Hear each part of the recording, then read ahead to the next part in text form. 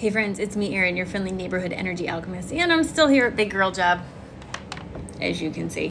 Since I've been sitting here for a little bit, I started thinking about how there's so many people waking up right now, and I've accidentally pushed stopped on this video 4 times.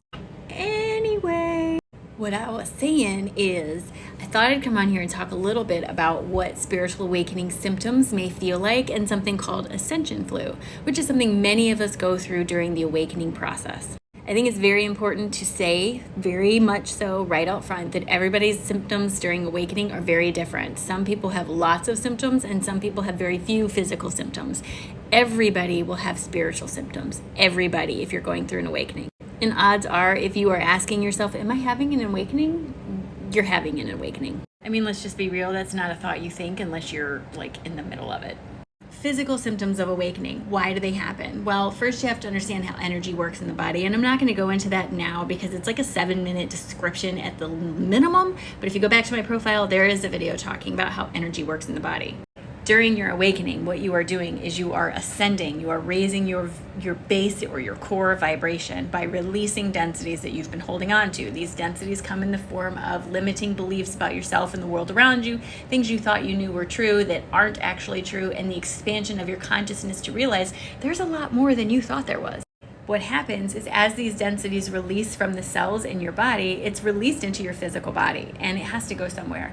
Your physical body then starts to act like it's being infected, like you have an infection or something like that, and your body will react in whatever way your body would normally react to some kind of infection or parasite or whatever you want to call it. But it's all energetic. Something else to remember is that these symptoms are symptoms that can't necessarily be remedied by taking traditional medicines. Like if you get a sinus headache right here where your third eye is, or you get a headache here and you take sinus medicine and you hydrate and do all the things and it's still there, chances are it's energetic in nature. That does not mean that every physical symptom you have is a sign of going through an awakening.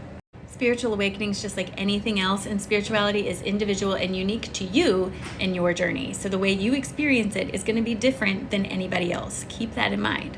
Google can be very helpful, but also very distracting because it will literally tell you every symptom possible. And that may be the case, but not always for you. Things to look for are things that aren't normal for you. So for example, with me, I was getting a lot of spiritual hot flashes. That is the feeling of being super hot, super cold, super hot, super cold. And a lot of people tried to tell me that this was part of menopause or whatever. They wanted to say, I'm sorry, but I know myself pretty well, and I know it's not menopause. I know what hot flashes feel like, and these were different. That's what I'm talking about. Also, look at that other synchronicity on the phone. Second synchronicity today for videos I'm making. I love that. So physical symptoms of ascension, or ascension flu, as some people call it, can range in intensity and duration from a few hours to weeks at a time. It really depends on you, your journey, and what you're releasing. But it can be things like lower GI upset, diarrhea is a big one, being very thirsty, being very tired, having an earache, sore throat, heart palpitations. All of this can be part of it. The trick is to know what is not usual for you. So for example, if you get a lot of sinus headaches, when you get another sinus headache during your spiritual awakening, that's not necessarily a symptom of your awakening because it's something you get all the time.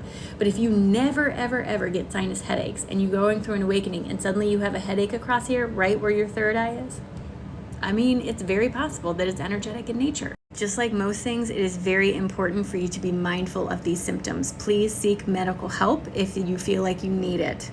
Okay, don't gaslight yourself into being strong to get through something. If you have diarrhea so bad you're dehydrated, go to the doctor.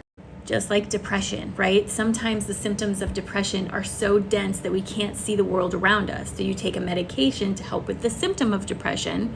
So you rise above the symptoms and you can see the actual problem.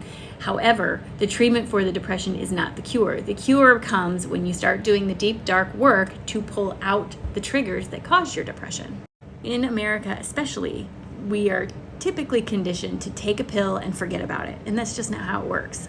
Things that can also change for you during your awakening is your taste in food. Like for example, I became a vegetarian during my awakening. It was very natural, very slow process of a slow elimination of things, and I didn't even notice I was doing it for a while. And it's not because I was trying to save the animals or anything like that, which is a great cause, but that's not what I was doing it for. I stopped eating meat because I noticed I feel better physically when I don't eat meat. So it's about listening to your body and following through with that. Same thing with giving up alcohol. Now, I wasn't much of a drinker to begin with, but now alcohol just doesn't appeal to me. It dulls my senses, makes me tired, and I feel like I'm not connected nearly as much as I am when I don't drink alcohol. So that's another symptom, is giving up things that you once really enjoyed. But also looking for new things that you might like. For example, becoming a vegetarian, meditating, acupuncture, or any other treatment like that.